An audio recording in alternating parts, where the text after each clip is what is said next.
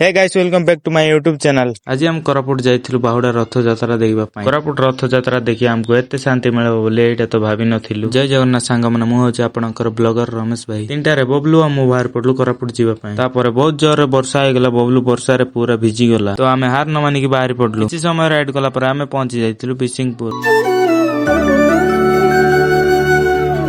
तापरे आमे बिसिंगपुर तो बाहरी पड़लु। ए प्लेस टा तो बहुत सुंदर देखा जाउची। तापरे रानीगढ़ घाटी रास्ता पड़िला। 1.5 घंटा काफी देर सफर कला परे आमे पहुंची जाइथिलु कोरापुट रे। जय जगन्नाथ बंधु माने, आज आमे पहुंचीछु कोरापुट रो पवित्र बाहुडा रथ यात्रा रे। भक्तंको उत्साह, ढोल घंटर शब्द और महाप्रभुको दिव्य दर्शन सब किछि आजिर ब्लॉग रे आपण मानकु देखैबी। एया हेउची पवित्र बाहुडा रथ यात्रा रो दृश्य। महाप्रभुको दर्शन कर सतरे मनकु बहुत शांति मिलुची। दुई हाथ टेकी देकी मु कहि दे जय जगन्नाथ। कोरापुट रे देखा हे गेला हमर क्यूटी सिस्टर सीरीज है। रथ टाणीबार की खुशी देखंतु, रथ टाणीबार दृश्य।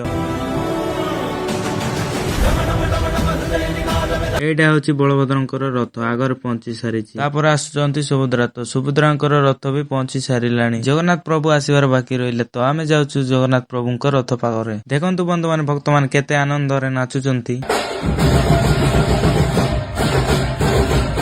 महाप्रभु जगन्नाथ रथ टाणिबा पाई भक्त माने भीड़ लागिछि। समस्ते भक्ति भाव रे रथ टाणुचंती। शुणंतु बंधु माने, चारियाडे हरिबोल हरिबोल ध्वनि रे परिवेश भक्तिमय होई उठुछि।